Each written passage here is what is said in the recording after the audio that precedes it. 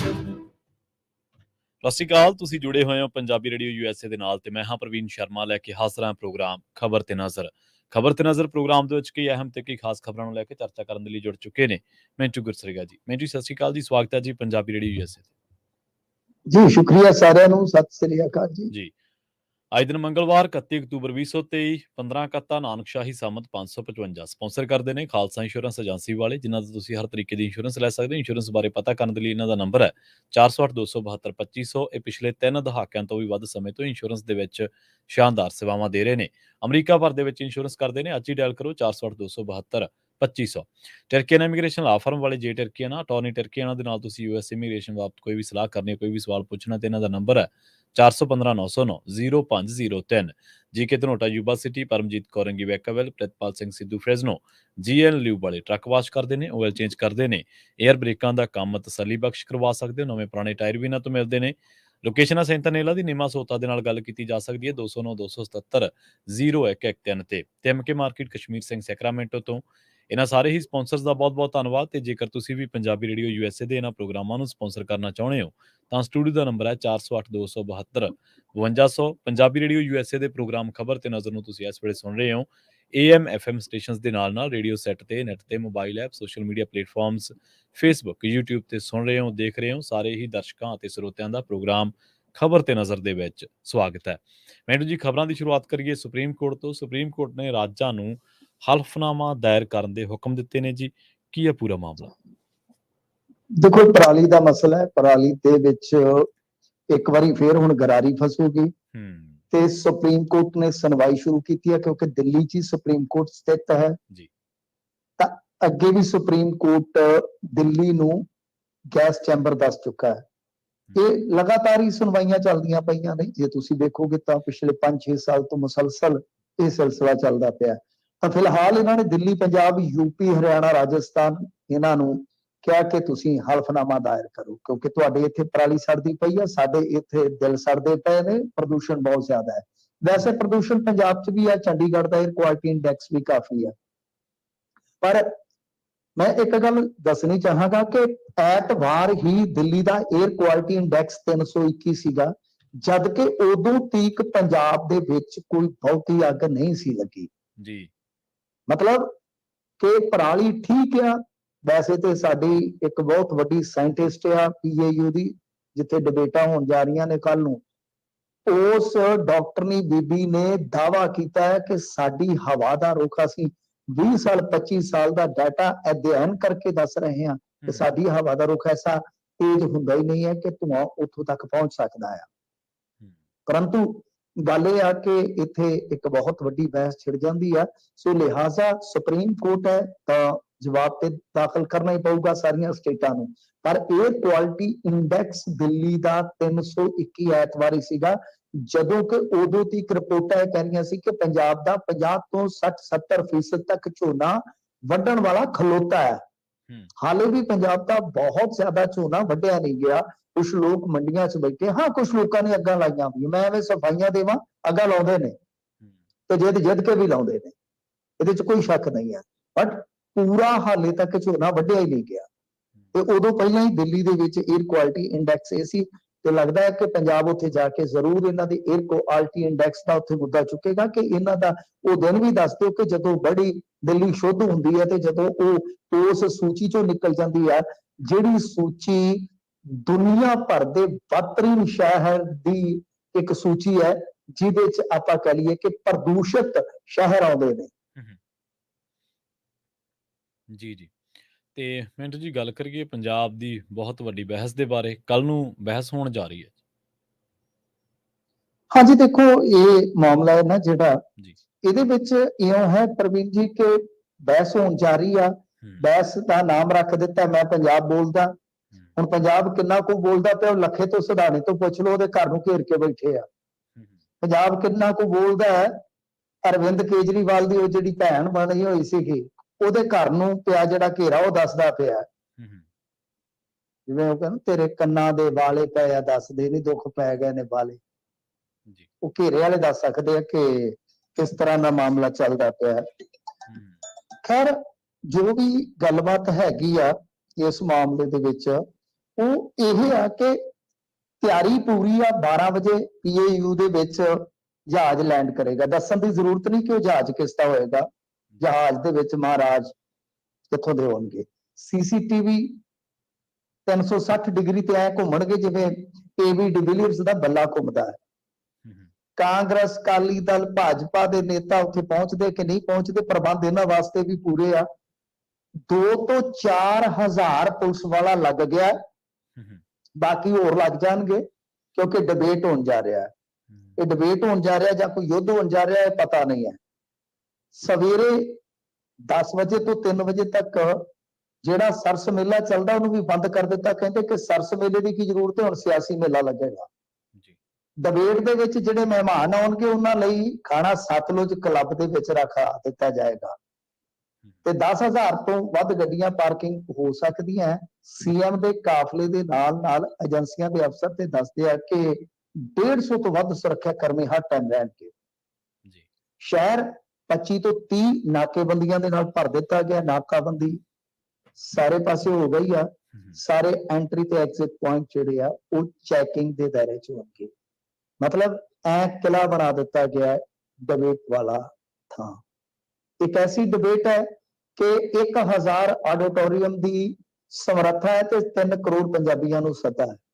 ਜਿਹੜੇ ਕਹਿੰਦੇ ਕਿ ਅਸੀਂ ਆਉਣੇ ਆ, ਸਾਨੂੰ ਜਵਾਬ ਚਾਹੀਦਾ, ਉਹਨਾਂ ਨੂੰ ਘਰਾਂ 'ਚ ਨਜ਼ਰਬੰਦ ਕਰ ਦਿੱਤਾ ਗਿਆ। ਉਹਨਾਂ ਦੇ ਘਰਾਂ 'ਚ ਜਾ ਕੇ ਥਾਣੇਦਾਰ ਦਾਬੇ ਮਾਰ ਰਹੇ ਨੇ। ਇੱਕ ਐਸਾ ਡਿਬੇਟ ਵਾਸਤੇ ਮਾਹੌਲ ਆ ਕਿ ਨਾਂ ਰੱਖਿਆ ਹੋਇਆ ਮੈਂ ਪੰਜਾਬ ਬੋਲਦਾ, ਤੇ ਜਿਹੜੇ ਪੰਜਾਬੀ ਇੱਥੇ ਜਾਣਾ ਚਾਹੁੰਦੇ ਆ, ਆਪਣੀ ਗੱਲ ਰੱਖਣੀ ਚਾਹੁੰਦੇ ਆ, ਇਹਨਾਂ ਤੋਂ ਜਵਾਬ ਤਲਬੀ ਚਾਹੁੰਦੇ ਆ, ਉਹਨਾਂ ਨੂੰ ਨਜ਼ਰਬੰਦ ਕੀਤਾ ਜਾ ਰਿਹਾ ਹੈ। ਸੋ ਇੱਕ ਪਾਸੇ ਦੀ ਕਹਾਣੀ ਨਹੀਂ ਹੈ। ਆ ਮੇਰੇ ਲਾਗਲੇ ਪਿੰਡ ਸਾਡਾ ਕਲਾਸਮੇਟ ਹੀ ਆ, ਉਹ ਇੱਕ ਜਥੇਬੰਦੀ ਦਾ ਪ੍ਰਧਾਨ ਆ, ਉਹਨੇ ਹੁਣ ਵੀਡੀਓ ਪਾ ਕੇ ਸਾਨੂੰ ਦੱਸਿਆ ਉਹਦੇ ਘਰੇ ਪੁਲਿਸ ਹੈ ਤੇ ਉਹ ਆਪ ਘਰੋਂ ਨੱਸਿਆ ਪਿਆ। ਹੁਣ ਕਿੱਥੇ ਆ ਨਹੀਂ ਮੈਂ ਦੱਸ ਸਕਦਾ। ਉਹ ਕਹਿੰਦੇ ਅਸੀਂ ਪਹੁੰਚਾਂਗੇ ਲੁਧਿਆਣੇ, ਰੋਕ ਕੇ ਦਿਖਾਉਣ। ਸੋ ਗੱਲ ਇਹ ਆ ਕਿ ਇਸ ਡਿਬੇਟ ਤੋਂ ਪਹਿਲਾਂ ਇਹ ਮਾਹੌਲ ਵੀ ਜਿਹੜਾ ਬਣਿਆ ਪਿਆ ਕਾਫੀ ਦਿਲਚਸਪ ਹੈ। ਬਾਕੀ ਹੁਣ ਦੇਖੋ ਸਵੇਰੇ ਪਤਾ ਲੱਗ ਜਾਏਗਾ, ਘੋੜੇ ਦਾ ਮੈਦਾਨ ਉਹਦੇ ਚੋਂ ਕੀ ਨਿਕਲਦਾ। ਬਾਕੀ ਕੋਈ ਬਹੁਤੀ ਵੱਡੀ ਉਮੀਦ ਨਾ ਰੱਖਿਓ ਕਿ ਉਹਦੇ ਚੋਂ ਕੋਈ 20-50 ਸਾਲਾਂ ਦਾ ਪੰਜਾਬ ਦਾ ਰੋਡ ਮੈਪ ਨਿਕਲ ਆਏਗਾ। ਜੀ ਜੀ ਜੀ ਮਿੰਟ ਜੀ, ਇਹਦੇ ਵਿੱਚ ਜੇ ਇੱਕ ਗੱਲ ਹੋਰ ਐਡ ਆਨ ਕਰਦੇ ਚੱਲੀਏ, ਉਹ ਇਹ ਕਿ ਹਾਲੇ ਤੱਕ ਸੱਦੇ ਪੱਤਰ ਬਾਰੇ ਵੀ ਕਹਿੰਦੇ ਕਲੀਅਰ ਨਹੀਂ ਗਾ ਵੀ ਕਿਹਨੇ ਜਾਣਾ ਤੇ ਕਿਹਨੇ ਨਹੀਂ ਜਾਣਾ। ਸੱਦਾ ਪੱਤਰ ਤੇ ਉਹਨਾਂ ਦਾ ਸਾਰਾ ਹੀ ਸੱਦਾ ਪੱਤਰ ਹੈ ਨਾ। ਉਹ ਕਹਿੰਦੇ ਜੀ ਕਿ ਆ ਜਾਣ ਪਾਰਟੀਆਂ ਦੇ ਪ੍ਰਧਾਨ ਆ ਜਾਣ, ਰਾਜਾ ਵੜਿੰਗ ਆ ਜਾਏ, ਬਾਜਵਾ ਆ ਜਾਵੇ, ਜਾਖੜ ਸਾਹਿਬ ਆ ਜਾਵੇ, ਸੁਖਬੀਰ ਸਿੰਘ ਬਾਦਲ ਆ ਜਾਵੇ। ਪਰ ਐਤੂਗਾ ਤੇ ਉਹ ਪਾਰਟੀਆਂ ਗਿਣਦੇ ਹੀ ਨਹੀਂ ਹੈ ਨਾ ਉਹ ਕਾਮਰੇਡਾਂ ਨੂੰ ਗਿਣਦੇ ਆ, ਨਾ ਐਸੀ ਧਿਰ ਨੂੰ ਗਿਣਦੇ ਆ। ਮੇਰੇ ਖਿਆਲ ਮਾਨ ਸਾਹਿਬ ਮਤਲਬ ਕਿ ਉਹਨੂੰ ਸ਼ਾਇਦ ਨਹੀਂ ਇਹਦੇ ਵਿੱਚ ਸਪੈਸ਼ਲ ਸੱਦਾ ਦਿਓ ਨਾ ਵੀ ਸਾਰੀਆਂ ਪਾਰਟੀਆਂ ਜਿਹੜੀਆਂ ਨੇ ਹੁਣ ਉਹਨਾਂ ਦਾ ਇੱਕ ਨੁਮਾਇੰਦਾ ਆ ਸਕਦਾ ਹੈ। ਤੇ ਨਾਲੇ ਇਹ ਆ ਕਿ ਜਿਹੜੇ ਪਾਰਟੀਆਂ ਨਾਲ ਬਿਲੋਂਗ ਨਹੀਂ ਕਰਦੇ ਉਹ ਕੀ ਪੋਲੀਟੀਸ਼ੀਅਨ ਨਹੀਂ ਹੁੰਦੇ। ਬਿਲਕੁਲ ਆਜ਼ਾਦ ਰਾਜਨੀਤੀ ਵੀ ਤਾਂ ਹੈਗੀ ਹੈ। ਲੱਖਾ ਸਿਧਾਣਾ ਉਹਦਾ ਵੀ ਹੱਕ ਬਣਦਾ, ਉਹਨੂੰ ਵੀ ਬੁਲਾ ਲਓ ਕਿ ਜਿਹੜੇ ਆਜ਼ਾਦ ਨੇ ਬਈ, ਆਜ਼ਾਦ ਤੇ ਰਹਿ ਇੱਕ ਉਹ ਵੀ ਆਪਦੇ ਕੋਈ 2-4 ਬੰਦੇ ਜਿਹੜੇ ਉਹ ਵੀ ਭੇਜ ਲੈਣ। ਸੋ ਇਹ ਆ ਕਿ ਜਿਹੜੇ ਮੁੱਖ ਧਾਰਾ ਦੇ ਵਿੱਚ ਇਲੈਕਸ਼ਨ ਲੜਦੇ ਆ ਜਾਂ ਜਿਹੜੇ ਰੈਕੋਗਨਾਈਜ਼ ਆ ਜਿਹੜੇ ਕੌਮੀ ਪੱਧਰ ਤੇ ਜਾਂ ਸਟੇਟ ਪੱਧਰ ਤੇ, ਉਹ ਦਲ ਤੇ ਬੁਲਾਉਣੇ ਚਾਹੀਦੇ ਆ। ਜਾਂ ਜਿਨ੍ਹਾਂ ਦਾ ਕੋਈ MP MLA ਹੈਗਾ ਜ਼ਰੂਰ ਬੁਲਾ ਲੈਣੇ ਚਾਹੀਦੇ ਆ। ਉੱਥੇ ਕੌਣ ਜਾਂਦਾ ਕੌਣ ਨਹੀਂ ਜਾਂਦਾ ਜਾਣਾ ਨਹੀਂ। ਮੈਨੂੰ ਲੱਗਦਾ ਅਕਾਲੀ ਵੀ ਨਹੀਂ ਜਾਂਦੇ, ਕਾਂਗਰਸੀ ਵੀ ਨਹੀਂ ਜਾਂਦੇ, ਭਾਜਪਾ ਵਾਲੇ ਵੀ ਨਹੀਂ ਸ਼ਾਇਦ ਜਾਣਗੇ। ਜੇ ਜਾਣਗੇ ਤਾਂ ਸਾਰੇ ਹੀ ਸ਼ਾਇਦ ਹੋ ਸਕਦਾ ਚਲੇ ਜਾਣ, ਪਰ ਹਾਲੇ ਕੋਈ ਇਹਦੇ ਤੇ ਕਨਫਰਮ ਨਹੀਂ ਹੈਗਾ ਕਿ ਕਿਹੜੇ ਜਾ ਰਹੇ ਨੇ। ਜੀ ਤੇ ਅਗਲੀ ਖਬਰ ਦੇ ਵੱਲ ਵਧੀਆ ਮਿੰਟ ਜੀ। ED ਦੀਆਂ ਰੇਡਾਂ ਦੀ ਬੜੀ ਚਰਚਾ। ਉਹ ਕਹਿੰਦੇ ਜਿਹੜਾ ਸਭ ਤੋਂ ਅਮੀਰ ਵਿਧਾਇਕ ਆ ਉਹਦੇ ਘਰੇ ਵੀ ਹੋਈ ਆ ਤੇ ਲੁਧਿਆਣੇ ਦੇ ਵਿੱਚ ਵੀ ED ਦੀਆਂ ਰੇਡਾਂ ਵੱਜੀਆਂ ਨੇ ਜੀ। ਹਾਂਜੀ ਦੇਖੋ ED ਜਿਹੜੀ ਆ ਉਹ ਇਦਾਂ ਹੀ ਆ ਕਿ ਜਿਵੇਂ ਚਮਕੀਲਾ ਹੁੰਦਾ ਸੀ ਨਾ ਠੇਕੇ ਤੇ ਘਰ ਪਾ ਲੈਣਾ, ਤੇ ਇੱਥੇ ED ਵਾਲਿਆਂ ਨੇ ਵੀ ਪੰਜਾਬ 'ਚ ਹੀ ਘਰ ਪਾਇਆ ਹੋਇਆ ਇੱਕ ਤਰ੍ਹਾਂ ਨਾਲ। ਉਹ ਬਸ ਉਹ ਜਦੋਂ ਪਿੱਛੇ ਜਾ ਕੇ ਉਹ ਕਰਦੇ ਨੇ ਮਾੜਾ ਜਿਹਾ ਕਿ ਹਾਂ ਭਾਈ ਕਿੱਧਰ ਨੂੰ ਜਾਣਾ ਹੈ, ਉਹ ਇਸ਼ਾਰਾ ਕਰਦੇ ਆ ਕਿ ਇੱਧਰ ਨੂੰ ਚਲੇ ਜਾਓ, ED ਫਿਰ ਉੱਧਰ ਨੂੰ ਆ ਜਾਂਦੀ ਆ। ਸੋ ਕੱਲਾ ਕੁਲਵੰਤ ਸਿੰਘ ਮਹਾਲੀ ਵਾਲਾ ਹੀ ਨਹੀਂ ਹੈ ਜਿਹਦੇ ਅੱਜ ਰੇਡ ਵੱਜੀ ਆ। ਪੰਜਾਬ ਦੇ ਵਿੱਚ ਬਹੁਤ ਸਾਰੀਆਂ ਥਾਵਾਂ ਤੇ ਰੇਡਾਂ ਵੱਜੀਆਂ, ਇੱਥੋਂ ਤੱਕ ਕਿ ਜਲੰਧਰ ਦੇ ਵਿੱਚ ਵੀ ਇੱਕ ਸ਼ਰਾਬ ਦੇ ਕਾਰੋਬਾਰੀ ਤੇ ਬਹੁਤ ਵੱਡੀ ਰੇਡ ਵੱਜੀ ਆ। ਤੇ ਤਾਰਾਂ ਜੋੜੀਆਂ ਜਾ ਰਹੀਆਂ ਨੇ ਕਿ ਜੋ ਲਿਕਰ ਪਾਲਿਸੀ ਸਕੈਮ ਦਿੱਲੀ ਦਾ ਕਥਿਤ ਤੌਰ ਤੇ ਹੋਇਆ ਵਾ, ਸ਼ਾਇਦ ਉਹਨੂੰ ਹੀ ਇੱਥੇ ਪੰਜਾਬ ਦੇ ਵਿੱਚ ਵਿਸਥਾਰ ਦਿੱਤਾ ਜਾ ਰਿਹਾ ਹੈ। ਉਹਨੂੰ ਤਾਂ ਨਹੀਂ ਕਹਿ ਸਕਦੇ, ਉਹਦੀ ਜਾਂਚ ਪੜਤਾਲ ਨੂੰ ਵਿਸਥਾਰ ਦਿੱਤਾ ਜਾ ਰਿਹਾ ਹੈ। ਤਾਂ ਇਹ ਸਾਹਮਣੇ ਆ ਰਿਹਾ। ਪਰ ਲੁਧਿਆਣੇ ਦੇ ਵਿੱਚ ਜਿਹੜੀ ED ਦੀ ਰੇਡ ਹੋਈ ਆ, ਇਹਦੇ ਵਿੱਚ ਇੱਕ ਕਾਰੋਬਾਰੀ ਐਸਾ ਆ ਰਿਹਾ ਸਾਹਮਣੇ ਕਿ ਬਈ ਇਹਦਾ ਅਕਸ਼ੇ ਛਾਬੜਾ ਦੇ ਕਾਰੋਬਾਰ ਦੇ ਵਿੱਚ ਕੁਝ ਹਿੱਸਾ ਹੈ। ਠੀਕ ਹੈ ਇਹਦਾ ਨਾਂ ਹੈ ਤਾਂਗੜੀ ਗੁੜ ਮੰਡੀ ਦੇ ਵਿੱਚ ਦੁਕਾਨ ਹੈ ਬਹੁਤ ਵੱਡੀ, ਤੇ ਅਧਿਕਾਰੀ ਉੱਥੇ ਚੈਕਿੰਗ ਕਰਦੇ ਆ। Akshay Chhabra international drug syndicate ਦਾ ਇੱਕ ਮੈਂਬਰ ਆ, ਤੇ ਉਹ ਲੋਕ ਆ ਜਿਨ੍ਹਾਂ ਨੇ ਡਰੱਗ ਮਨੀ ਇੱਥੇ, ਕਿਉਂਕਿ ਲੁਧਿਆਣੇ 'ਚ ਡਰੱਗ ਫੈਕਟਰੀ ਫੜੀ ਗਈ ਸੀ। ਪੰਜਾਬ ਸਰਕਾਰ ਸਰਕਾਰ ਜਿਹੜੀ ਬਦਲਾਅ ਵਾਲੀ ਆ, ਉਹ ਇੰਨੀ ਚੁਸਤ ਚਲਾ ਕੇ ਕਿ ਇਹਨਾਂ ਪੰਜਾਬੀਆਂ ਨੂੰ ਦੱਸਿਆ ਹੀ ਨਹੀਂ, ਕਿਉਂਕਿ ਨਹੀਂ ਤਾਂ ਫਿਰ ਇੱਕ ਕਾਮਯਾਬੀ ਹੋਰ ਜੁੜ ਜਾਣੀ ਸੀ। ਤਾਂ ਇਹ ਜਿਹੜੀ ਫੜੀ ਗਈ ਸੀ ਡਰੱਗ ਫੈਕਟਰੀ, ਇਹਦੇ ਚੋਂ 60 ਕਿਲੋਗ੍ਰਾਮ ਹੈਰੋਇਨ ਫੜੀ ਗਈ ਸੀ। ਕੁਆਂਟਲਾਂ ਦੇ ਹਿਸਾਬ ਨਾਲ ਉਹਨਾਂ ਨੇ ਕਿਹਾ ਸੀ ਕਿ ਅਸੀਂ ਵੇਚੀ ਆ, ਤੇ ਇਹ ਪੰਜਾਬ ਪੁਲਿਸ ਨੇ ਨਹੀਂ ਸੀ ਫੜੀ। ਪੰਜਾਬ ਪੁਲਿਸ ਨੇ ਨਹੀਂ ਸੀ ਫੜੀ। ਪੰਜਾਬ ਪੁਲਿਸ ਕਹਿੰਦੀ ਕਿ ਅਸੀਂ ਇੰਨੀ ਛੋਟੀ ਰਿਕਵਰੀ ਨਹੀਂ ਫੜਦੇ ਹੁੰਦੇ, ਇਹ ਬਾਹਰੋਂ ਫੜ ਲਈ ਸੀ ਆ ਕੇ ਉਹਨਾਂ ਨੇ। ਸੋ ਇਹ ਇੱਕ ਸਿੰਡੀਕੇਟ ਸੀ, ਜਿਹੜੇ ਕੁਝ ਬੰਦੇ ਬਾਹਰ ਬੈਠੇ ਸੀਗੇ, ਤੇ ਇਹ ਜਿਹੜਾ ਇੰਨਾ ਪੈਸਾ ਸੀ ਉਹ ਇੱਥੋਂ ਨਿਕਲਦਾ ਸੀ ਆਫਸ਼ੋਰ ਕੰਪਨੀਆਂ ਦੇ ਜ਼ਰੀਏ, ਜੋ ਦੁਬਈ ਵਾਇਆ ਪਾਕਿਸਤਾਨ ਜਾਂਦਾ ਸੀਗਾ, ਜਿੱਧਰ ਜਿੱਧਰ ਇਹ ਘੁੰਮਣਾ ਹੁੰਦਾ ਸੀਗਾ। ਸੋ ਇਸ ਕਰਕੇ ਇਹ ਸ਼ੱਕ ਜਤਾਇਆ ਜਾ ਰਿਹਾ ਕਿ ਅਸਲ ਦੇ ਵਿੱਚ ਲੁਧਿਆਣੇ ਜਿਹੜੀ ਈਡੀ ਦੀ ਰੇਡ ਹੋਈ ਆ, ਕਿਤੇ ਨਾ ਕਿਤੇ ਉਹਦੇ ਕਨੈਕਸ਼ਨ ਤੇ ਡਰੱਗ ਮਾਮਲੇ ਦੇ ਨਾਲ ਜੁੜੇ ਹੋ ਸਕਦੇ ਆ। ਜੀ ਜੀ। ਤੇ ਪੰਜਾਬ ਦੀਆਂ ਜੇਲ੍ਹਾਂ ਦੀ ਸੁਰੱਖਿਆ ਲਈ ਸਰਕਾਰ ਕਹਿੰਦੀ ਵੱਡੇ ਕਦਮ ਚੁੱਕਾਂਗੇ ਜੀ। ਦੇਖੋ ਕਹਿੰਦੀ ਮੈਨੂੰ ਤੇ ਇਹ ਲੱਗਦਾ ਕਿ ਇੰਨੇ ਚਿਰ ਤੋਂ ਕਹਿੰਦੀ ਆ ਸਰਕਾਰ ਪੰਜਾਬ ਦੀ ਕਿ ਵਾਲ ਉਦੋਂ ਕਾਲੇ ਸੀ ਹੁਣ ਚਿੱਟੇ ਹੋ ਗਏ, ਜਦੋਂ ਤੋਂ ਸੁਣਦੇ ਆ ਕਿ ਸਰਕਾਰ ਕਹਿੰਦੀ ਆ ਤੇ ਕਹਿੰਦੀ ਰਹਿੰਦੀ ਆ, ਕਰਦੀ ਕੁਛ ਨਹੀਂ ਆ। ਚਾਹੇ ਸਰਕਾਰ ਕਾਲੀਆਂ ਦੀ ਹੋਵੇ, ਕਾਂਗਰਸੀਆਂ ਦੀ ਹੋਵੇ, ਸਰਕਾਰ ਹੁਣ ਭਾਵੇਂ ਆਮ ਆਦਮੀ ਪਾਰਟੀ ਦੀ ਹੋਵੇ। ਕੈਪਟਨ ਸਾਹਿਬ ਨੇ ਵਿੱਚੋਂ ਬੜਾ ਰੌਲਾ ਪਾਇਆ, ਇਹ ਕਰ ਦਿਆਂਗੇ ਉਹ ਕਰ ਦਿਆਂਗੇ। ਹਿਸਾਬ ਲਾ ਲਓ 2012 ਤੋਂ ਸੁਣਵਾਈ ਹੋ ਰਹੀ ਹੈ ਹਾਈ ਕੋਰਟ ਦੇ ਵਿੱਚ, ਇਹਨਾਂ ਦੇ ਜੈਮਰ ਨਹੀਂ ਲੱਗੇ ਅਜੇ ਤੱਕ। ਇੱਕ ਅੱਧ ਜੇਲ੍ਹ ਹੈਗੀ ਹੈ ਜਿਹਦੇ ਵਿੱਚ ਇੱਕ ਕੁਝ ਖਾਸ ਏਰੀਏ ਦੇ ਵਿੱਚ ਕਾਲਾਂ ਬਲੌਕ ਹੋ ਸਕਦੀਆਂ ਜਾਂ ਨੈਟਵਰਕ ਬਲੌਕ ਹੋ ਸਕਦਾ, ਨਹੀਂ ਤਾਂ ਕਿਤੇ ਵੀ ਇਸ ਤਰ੍ਹਾਂ ਦੀਆਂ ਚੀਜ਼ਾਂ ਹੈ ਹੀ ਨਹੀਂ ਹੈ। ਹੁਣ ਦੇਖੋ, ਇੱਕ ਵਾਰੀ ਤੇ ਮਾਨ ਸਾਹਿਬ ਇੱਥੋਂ ਤੱਕ ਕਹਿ ਗਏ ਸਨ ਕਿ ਅਸੀਂ ਲੁਧਿਆਣੇ ਦੇ ਲਾਗੇ ਜ਼ਮੀਨ ਲੈ ਲਈ ਆ, ਤੇ ਇੱਥੇ ਇੱਕ ਬਹੁਤ ਤਗੜੀ ਜੇਲ੍ਹ ਬਣਾਵਾਂਗੇ ਜਿਹਦੇ ਵਿੱਚ ਸਾਰੇ ਗੈਂਗਸਟਰ ਢੱਕ ਦਿਆਂਗੇ, ਤੇ ਫਿਰ ਉਹਨਾਂ ਨੂੰ ਗੁੱਠੇ ਲਾ ਕੇ ਰੱਖ ਦਿਆਂਗੇ, ਉਹਨਾਂ ਤੋਂ ਕੁਝ ਹੋਣਾ ਹੀ ਨਹੀਂ ਹੈ। ਪਰ ਬਾਅਦ ਦੇ ਵਿੱਚ ਉਹ ਪਤਾ ਲੱਗਿਆ ਕਿ ਜਿਹੜੀ ਪੰਚਾਇਤ ਦਾ ਇਹ ਜ਼ਮੀਨ ਦਾ ਕਹਿ ਗਏ ਸੀਗੇ, ਉਹਦਾ ਰੌਲਾ ਤੇ ਰੇੜਕਾ ਤੇ ਹਾਈ ਕੋਰਟ ਦੇ ਵਿੱਚ ਚਲੇ ਗਿਆ, ਕਿਉਂਕਿ ਲੋਕਾਂ ਨੇ ਜਿਹੜੇ ਉੱਥੋਂ ਦੇ ਸੀਗੇ, ਖਾਸ ਤੌਰ ਤੇ ਪੰਚਾਇਤ ਵੀ ਦੁਫਾੜ ਹੋ ਗਏ। ਉਹਨਾਂ ਨੇ ਕਿਹਾ ਕਿ ਬਈ ਸਾਡੇ ਤੋਂ ਤਾਂ ਪੁੱਛਿਆ ਨਹੀਂ ਕਿਸੇ ਨੇ। ਖੈਰ, ਹੁਣ ਇੱਕ ਵਾਰੀ ਫੇਰ ਚਰਚਾ ਹੈਗੀ ਆ ਕਿ ਇਸ ਤਰ੍ਹਾਂ ਦਾ ਪ੍ਰਬੰਧ ਸਰਕਾਰ ਕਰਨੇ ਨੂੰ ਫਿਰਦੀ ਆ ਕਿ ਜਿਹਦੇ ਵਿੱਚ ਵੱਖ-ਵੱਖ ਜਿੱਦਾਂ ਕਹ ਲਈਏ ਕਿ ਲੇਅਰਸ ਹੁੰਦੀਆਂ ਨੇ, ਇਹ ਬਣਾ ਦਿੱਤੀਆਂ ਜਾਣ। 3 ਲੇਅਰ ਸਿਕਿਉਰਿਟੀ ਸਿਸਟਮ ਹੋਵੇ, ਪੈਰਾਮਿਲਟਰੀ ਫੋਰਸ ਇਹਦੇ ਵਿੱਚ ਲਾ ਦਿੱਤੀ ਜਾਵੇ, ਮਤਲਬ ਕਿ ਮੈਟਲ ਡਿਟੈਕਟਰ ਦੇ ਨਾਲ ਹਾਈਟੈਕ ਬੋਡੀ ਸਕੈਨਰ ਜਿਵੇਂ ਉਹ ਲਾ ਦਿੱਤੇ ਜਾਣ ਜੇਲ੍ਹ ਦੇ ਅੰਦਰ ਤੇ ਬਾਹਰ, ਇਹੋ ਜਿਹੀ ਜਗ੍ਹਾ ਤੇ, ਯਾਨੀ ਪੈਰਾਮਿਲਟਰੀ ਫੋਰਸ ਹੋਵੇ ਜਿਹੜੀਆਂ ਜਗ੍ਹਾ ਸੰਵੇਦਨਸ਼ੀਲ ਬਣੀਆਂ ਜਾਂਦੀਆਂ ਨੇ। ਤਾਂ ਇਹ ਸਾਰਾ ਕੁਝ ਹੈਗਾ ਕਿ ਇਸ ਤਰ੍ਹਾਂ ਵੱਖ-ਵੱਖ ਲੇਅਰਸ ਬਣਾ ਦਿੱਤੀਆਂ ਜਾਣ ਸਿਕਿਉਰਿਟੀ ਦੀਆਂ। ਤੇ ਅੱਗੇ ਹੁਣ ਦੇਖੋ, ਕਿਉਂਕਿ ਇਹਨਾਂ ਚੀਜ਼ਾਂ ਵਾਸਤੇ ਪ੍ਰਵੀਨ ਜੀ ਬਹੁਤ ਪੈਸਾ ਚਾਹੀਦਾ ਹੁੰਦਾ ਹੈ। ਬਾਕੀ ਜੇਲ੍ਹਾਂ ਦੇ ਵਿੱਚ ਫਿਰ ਇਹਦੀ ਸਾਂਭ ਸੰਭਾਲ ਹੋਣੀ ਬਹੁਤ ਜ਼ਰੂਰੀ ਹੁੰਦੀ ਆ। ਅਸੀਂ ਉੱਥੇ ਵੇਖਿਆ ਜੇਲ੍ਹਾਂ ਦੇ ਵਿੱਚ 2002-3 ਦੇ ਵਿੱਚ ਹੀ ਸੀਸੀਟੀਵੀ ਕੈਮਰੇ ਲੱਗੇ ਸੀ ਇੱਕ ਜੇਲ੍ਹ ਦੇ ਵਿੱਚ, ਪਰ ਉਹ ਸੀਸੀਟੀਵੀ ਕੈਮਰੇ ਉਦੋਂ ਹੀ ਖਰਾਬ ਸੀਗੇ। ਹਿਸਾਬ ਲਾ ਲਓ, ਕੈਮਰੇ ਕੁਛ ਲੱਗੇ ਹੋਏ ਸੀ। ਤਾਂ ਗੱਲ ਇਹ ਆ ਕਿ ਇਸ ਤਰ੍ਹਾਂ ਹੈ ਕਿ ਜਿਹੜੀਆਂ ਇਹ ਚੀਜ਼ਾਂ ਆਉਂਦੀਆਂ ਕਿਤੇ ਮਹਿੰਗੀਆਂ ਬਹੁਤ ਆਉਂਦੀਆਂ ਨੇ। ਦੂਜਾ ਇਹਨਾਂ ਦੀ ਸਾਂਭ ਸੰਭਾਲ ਜੇਲ੍ਹ ਦੇ ਵਿੱਚ ਇੰਨੀ ਜ਼ਿਆਦਾ ਨਹੀਂ ਹੁੰਦੀ, ਉਹਨਾਂ ਦੀ ਮੁਰੰਮਤ ਵਗੈਰਾ ਜਿਹੜੀ ਹੋਣੀ ਬਹੁਤ ਜ਼ਰੂਰੀ ਆ। ਫਿਰ ਪੈਰਾਮਿਲਟਰੀ ਫੋਰਸ ਲਿਆਓਗੇ, ਉਹਦੇ ਤੇ ਵੀ ਖਰਚ ਬਹੁਤ ਵੱਡਾ ਲੱਗਣਾ। ਸਾਰਾ ਕੁਝ ਹੋਣਾ ਪੈਸਿਆਂ ਦੇ ਨਾਲ। ਤੇ ਜੇ ਤੁਹਾਡੇ ਕੋਲ ਪੈਸੇ ਇੰਨੇ ਤੇ ਤੁਸੀਂ 5G ਜੈਮਰ ਕਿਉਂ ਨਹੀਂ ਜੇ ਲਿਆ ਪਾ ਰਹੇ? ਇਹ ਐਸੀ ਕੋਈ ਤਕਨੀਕ ਹੈ ਹੀ ਨਹੀਂ ਹੈ। ਤੇ ਜੇ ਹੈ ਦੁਨੀਆ ਦੇ ਵਿੱਚ ਤੇ ਤੁਹਾਨੂੰ ਮੁੱਲ ਕਿਉਂ ਨਹੀਂ ਦਿੰਦੇ? ਕੀ ਗੱਲ ਹੈ, ਤੁਹਾਡੇ ਤੇ ਬੇਇਤਬਾਰੀ ਹੈ ਕਿ ਇਹਨਾਂ ਤੇ ਤਾਂ ਕਰਜ਼ਾ ਬਹੁਤ ਹੈ, ਹੋ ਸਕਦਾ ਲੈ ਜਾਣ ਮੁੜ ਕੇ ਸਾਡੇ ਪੈਸੇ ਵੇਰ ਜਾਣ। ਇਹ ਹੈ ਕਿ ਘੱਟੋ ਘੱਟ ਇਹ ਚੀਜ਼ਾਂ ਜਿਹੜੀਆਂ ਹੋਣੀਆਂ ਚਾਹੀਦੀਆਂ। ਬਾਕੀ ਕੁਝ ਜੇਲ੍ਹਾਂ ਨੂੰ ਇਹਨਾਂ ਦਾ ਵਿਚਾਰ ਹੈ ਕਿ ਬਹੁਤ ਜ਼ਿਆਦਾ ਸੰਵੇਦਨਸ਼ੀਲ ਐਲਾਨਿਆ ਜਾਵੇ। ਫਿਰ ਇਸ ਤੋਂ ਇਲਾਵਾ ਜੇਲ੍ਹਾਂ ਦੇ ਵਿੱਚ ਜੋ ਇੱਕ ਅਲੱਗ-ਅਲੱਗ ਕੈਟਾਗਰੀ ਬਣਾ ਦਿੱਤੀ ਜਾਵੇ, ਅੱਡ-ਅੱਡ ਕੈਟਾਗਰੀ ਬਣਾ ਦਿੱਤੀ ਜਾਵੇ। ਦੇਖੋ, ਪਲਾਨ ਮਾੜਾ ਨਹੀਂ ਹੈਗਾ, ਅੱਡ-ਅੱਡ ਕੈਟਾਗਰੀਆਂ ਬਣਾ ਦਿੱਤੀਆਂ ਜਾਣ। ਮਤਲਬ ਕਿ ਕੁਝ ਜੇਲ੍ਹਾਂ ਜਿਹੜੀਆਂ ਆਮ ਕੈਦੀਆਂ ਵਾਸਤੇ ਰੱਖ ਕੇ ਦੂਜੀਆਂ ਕੈਦੀ ਜਿਹੜੇ ਆ, ਜਿਨ੍ਹਾਂ ਨੂੰ ਆਪਾਂ ਹਾਰਡਕੋਰ ਕ੍ਰਿਮੀਨਲ ਕਹਿ ਦਿੰਦੇ, ਉਹਨਾਂ ਨੂੰ ਦੂਜੀਆਂ ਜੇਲ੍ਹਾਂ 'ਚ ਸ਼ਿਫਟ ਕੀਤਾ ਜਾਵੇ। ਉਹਨਾਂ ਤੇ ਅਲੱਗ ਤਰ੍ਹਾਂ ਦੀ ਸਖਤਾਈ ਹੋਵੇ, ਆਮ ਕੈਦੀ ਜਿਹੜੇ ਆ ਉੱਥੇ ਸਿਕਿਉਰਿਟੀ ਭਾਵੇਂ ਆਮ ਹੀ ਰੱਖ ਦਿੱਤੀ ਜਾਵੇ।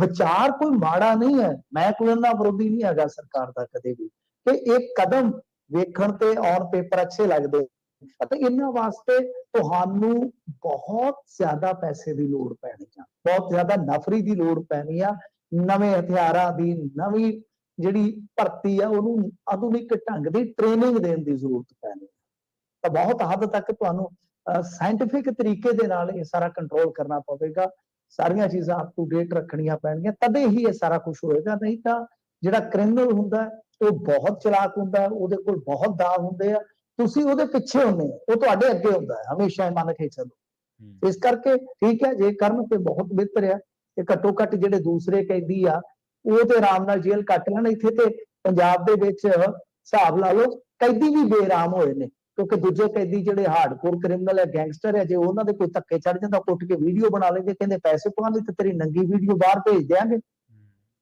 ਜੀ, ਤੇ ਬਠਿੰਡਾ ਦੇ ਵਿੱਚ ਜਿਹੜਾ ਕਾਰੋਬਾਰੀ ਦਾ ਕਤਲ ਹੋਇਆ ਸੀਗਾ ਜੀ, ਉਸ ਮਾਮਲੇ ਦੇ ਵਿੱਚ ਮਿੰਟੂ ਜੀ ਜ਼ਿੰਮੇਵਾਰੀ ਲੈ ਲਈ ਗਈ ਹੈ ਜੀ?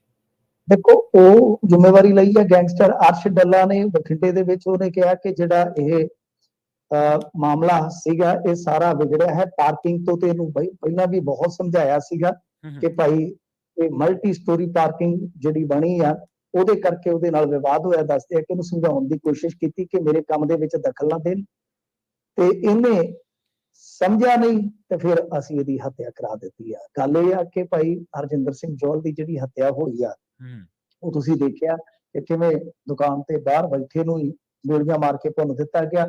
ਫਰਜ਼ੀ ਨੰਬਰ ਪਲੇਟ ਸੀ ਮੋਟਰਸਾਈਕਲ ਤੇ, ਲਹਿਰਾ ਬੇਗਾ ਪਰਾਂ ਸਾਡੇ ਉੱਥੇ ਹੈਗਾ ਆ ਜਿਹੜਾ ਉਹ ਥਰਮੋ ਪਲਾਂਟ ਟੋਲ ਪਲਾਜ਼ਾ, ਉੱਥੇ ਹਾਂਜੀ ਟੋਲ ਪਲਾਜ਼ਾ ਜਿਹੜਾ ਉਹਦੇ ਲਾਗੇ, ਉਹ ਉੱਥੇ ਉਹ ਜ਼ਰੂਰ ਦਿਖਾਈ ਦਿੱਤੇ ਆ, ਤੇ ਪਰ ਜਿਹੜੀ ਨੰਬਰ ਪਲੇਟ ਆ ਉਹ ਸਹੀ ਨਹੀਂ ਹੈਗੀ। ਇਹ 2 ਲੱਖ ਰੁਪਏ ਦਾ ਨਾਮ ਲਾਨੀ ਬੈਠੇ ਸੀ ਕਿ ਕਿੰਨੇ ਮਾਰਿਆ, ਉਹ ਆਪ ਹੀ ਸਾਹਮਣੇ ਆ ਗਿਆ। ਪਰ ਇਹਦੇ ਵਿੱਚ ਦੇਖੋ ਨਾ ਕਿ ਆ ਜਿਹੜੀ ਪਾਰਕਿੰਗ ਆ, ਇਹਦਾ ਰੌਲਾ ਕਿੱਥੋਂ ਤੱਕ ਆ ਫਿਰ, ਕਿਉਂਕਿ ਇਹ ਉਹੀ ਪਾਰਕਿੰਗ ਆ ਜਿਹਦੇ ਵਿੱਚ ਅੱਗੇ ਰੌਲਾ ਪੈ ਗਿਆ ਸੀ ਪ੍ਰਸ਼ਾਸਨ ਦੇ ਨਾਲ ਕਿ ਜਿਹੜੀਆਂ ਆਮ ਦੁਕਾਨਾਂ ਦੇ ਅੱਗੇ ਗੱਡੀਆਂ ਖਲੋਤੀਆਂ ਸੀ ਉਹ ਵੀ ਚੁੱਕਣੀਆਂ ਸਟਾਰਟ ਕਰ ਦਿੱਤੀਆਂ ਸੀ ਠੇਕੇਦਾਰਾਂ ਨੇ। ਇਹਦਾ ਮਤਲਬ ਹੈ ਕਿ ਉਹ ਜਿਵੇਂ ਕਹਿੰਦੇ ਨਾ ਤੇਰੇ ਪਿੱਛੇ ਉਹ ਬੋਲਦਾ, ਬੋਲਦੇ ਫਿਰ ਅਗਲੇ ਆ ਬੋਲੇ ਆ ਨਾ, ਯਾਨੀ ਸਿੱਧੇ ਤੌਰ ਤੇ ਠੇਕੇਦਾਰੀ ਸਿਸਟਮ ਦੇ ਵਿੱਚ ਇਹਨਾਂ ਦਾ ਦਖਲ ਆ ਗੈਂਗਸਟਰਾਂ ਦਾ, ਚਾਹੇ ਉਹ ਸ਼ਰਾਬ ਦੇ ਠੇਕੇ ਹੋਣ, ਫਿਰ ਹੁਣ ਪਾਰਕਿੰਗ ਦੇ ਠੇਕੇ ਹੋਣ, ਜੋ ਮਰਜ਼ੀ ਆ।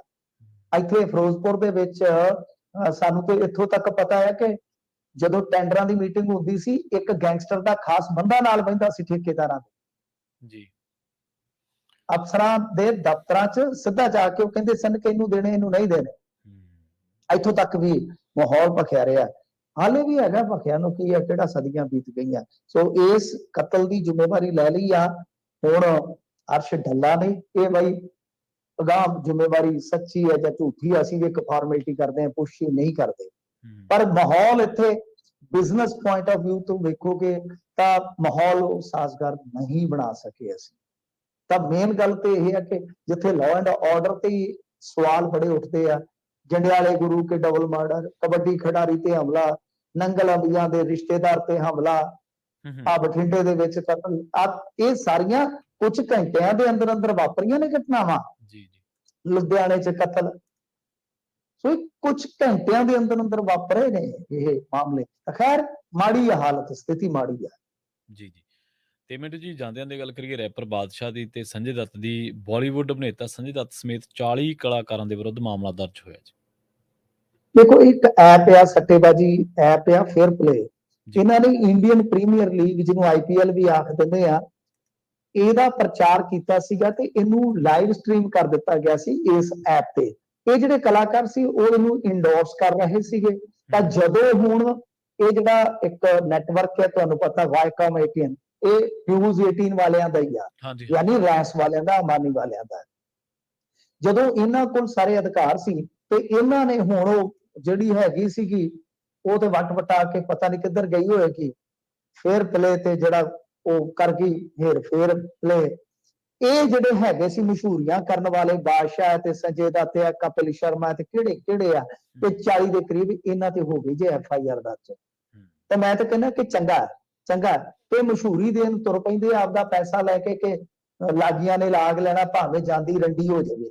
ਇਹਨਾਂ ਦਾ ਹਿਸਾਬ ਕਿਤਾਬ ਉਹ ਹੋਇਆ ਕਿ ਤੁਸੀਂ ਇਹ ਵੇਖਣਾ ਹੀ ਨਹੀਂ, ਕਰਨਾ ਹੀ ਨਹੀਂ ਹੈ ਕਿ ਤੁਹਾਡਾ ਜਿਹੜਾ ਬਿਜ਼ਨਸ ਆ ਕੀ ਉਹ ਲੀਗਲ ਆ, ਕੀ ਹਿਸਾਬ ਕਿਤਾਬ ਆ, ਕੀ ਲੈਣਾ ਦੇਣਾ ਨਹੀਂ। ਜਦੋਂ ਤੁਸੀਂ ਇਹ ਪੁੱਛੋਗੇ ਨਹੀਂ ਤੇ ਮਸ਼ਹੂਰੀ ਕਰ ਦਿਓਗੇ, ਤੁਹਾਨੂੰ ਫੋਲੋ ਕਰਨ ਵਾਲੇ ਤੇ ਉਧਰ ਨੂੰ ਤੁਰ ਪੈਣਗੇ, ਤਾਂ ਫਿਰ ਤੁਸੀਂ ਕਿਵੇਂ ਬਾਹਰ ਹੋ ਸਕਦੇ ਜ਼ਿੰਮੇਵਾਰੀ ਤੋਂ? ਇੱਥੇ ਇੱਕ ਸਮਾਜ ਸੇਵੀ ਵੀ ਫਸ ਗਿਆ ਸੀਗਾ, ਨਸ਼ਾ ਛਡਾਊ ਕੇਂਦਰ ਦੀ ਮਸ਼ਹੂਰੀ ਬੜੀ ਕਰਿਆ ਕਰਦਾ ਸੀ, ਮੁੜ ਕੇ ਉਸੇ ਨਸ਼ਾ ਛਡਾਊ ਕੇਂਦਰ ਚ ਮਰ ਗਿਆ ਮੁੰਡਾ। ਉਹਨਾਂ ਨੇ ਲਾਸ਼ ਸੁੱਟਤੀ ਨਹਿਰ ਚ, ਮੁੜ ਕੇ ਰੋਂਦਾ ਫਿਰੇ, ਸਫਾਈਆਂ ਦਿੰਦਾ ਫਿਰੇ ਕਿ ਮੇਰਾ ਕੀ ਕਸੂਰ ਹੈ, ਅਸੀਂ ਤਾਂ ਪੇਡ ਕਰਦੇ।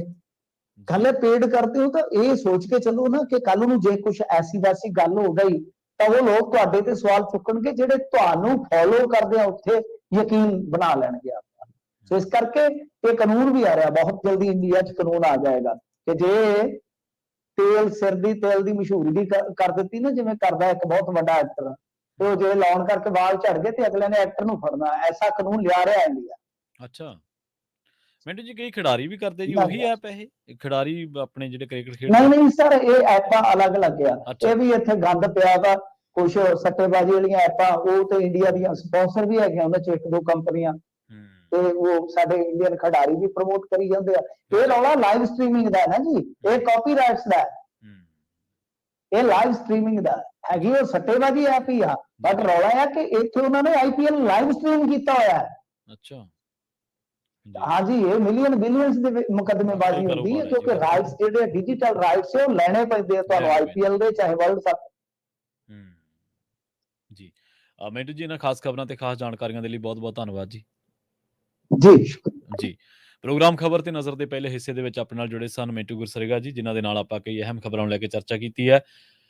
ਹੁਣੇ ਜਿਹੜੀ ਰਿਪੋਰਟ ਦੇ ਵਿੱਚ ਆਪਾਂ ਜ਼ਿਕਰ ਕੀਤਾ ਸੀਗਾ ਕਿ ਅਰਵਿੰਦ ਕੇਜਰੀਵਾਲ ਦੀ ਗ੍ਰਿਫਤਾਰੀ ਬਾਰੇ, ਤੇ ਹੁਣ ਉਹੀ ਜਿਹੜੀਆਂ ਗੱਲਾਂ ਨੇ ਉਹ ਸੱਚ ਸਾਬਿਤ ਹੋਣ ਜਾ ਰਹੀਆਂ ਨੇ, ਕਿਉਂਕਿ ਆਮ ਆਦਮੀ ਪਾਰਟੀ ਦੇ ਇੱਕ ਬਹੁਤ ਵੱਡੇ ਲੀਡਰ ਨੇ, ਦਿੱਲੀ ਦੇ ਮੰਤਰੀ ਨੇ ਆਤਸ਼ੀ, ਉਹਨਾਂ ਨੇ ਦਾਅਵਾ ਕੀਤਾ ਹੈ ਕਿ ਹੁਣ ਪੁੱਛ ਪੜਤਾਲ ਜਿਹੜੀ ਹੋਊਗੀ ਅਰਵਿੰਦ ਕੇਜਰੀਵਾਲ ਤੋਂ 2 ਨਵੰਬਰ ਨੂੰ, ਉਦੋਂ ਉਹਨੂੰ ਗ੍ਰਿਫਤਾਰ ਕੀਤਾ ਜਾ ਸਕਦਾ।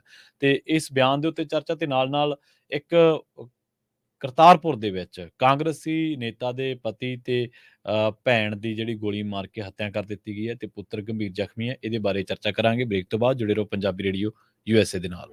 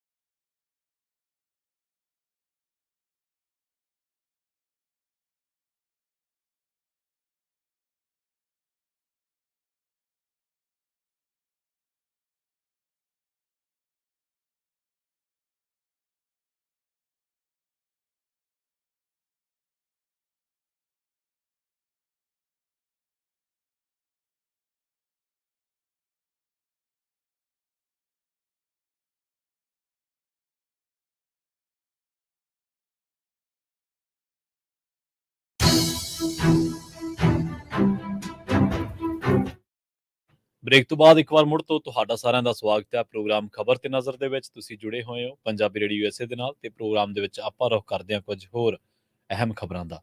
ਪਲਾਟ ਦੇ ਮਾਮਲੇ ਦੇ ਵਿੱਚ ਬਠਿੰਡਾ ਵਿਜੀਲੈਂਸ ਦਫ਼ਤਰ ਪੁੱਜੇ ਨੇ ਮਨਪ੍ਰੀਤ ਸਿੰਘ ਬਾਦਲ ਤੇ ਉਹਨਾਂ ਦੇ ਨਾਲ ਵਕੀਲ ਸੁਖਦੀਪ ਸਿੰਘ ਭਿੰਡਰ ਇਹ ਵਿਜੀਲੈਂਸ ਦਫ਼ਤਰ ਪੁੱਜੇ ਸਨ ਤੇ ਮਨਪ੍ਰੀਤ ਸਿੰਘ ਬਾਦਲ ਦੇ ਖਿਲਾਫ ਪਲਾਟ ਮਾਮਲੇ ਦੇ ਵਿੱਚ ਪੁੱਛ ਪੜਤਾਲ ਕੀਤੀ ਜਾ ਰਹੀ ਹੈ। ਬਠਿੰਡਾ ਮਾਡਲ ਟਾਊਨ ਪਲਾਟ ਮਾਮਲੇ ਦੇ ਵਿੱਚ ਵਿਜੀਲੈਂਸ ਵੱਲੋਂ 24 ਸਤੰਬਰ ਨੂੰ ਬਾਦਲ ਸਮੇਤ ਉਸ ਦੇ ਸਾਥੀਆਂ ਦੇ ਖਿਲਾਫ ਵੱਖ-ਵੱਖ ਧਾਰਾਵਾਂ ਦੇ ਤਹਿਤ ਮਾਮਲਾ ਦਰਜ ਕਰ ਲਿਆ ਗਿਆ ਸੀ।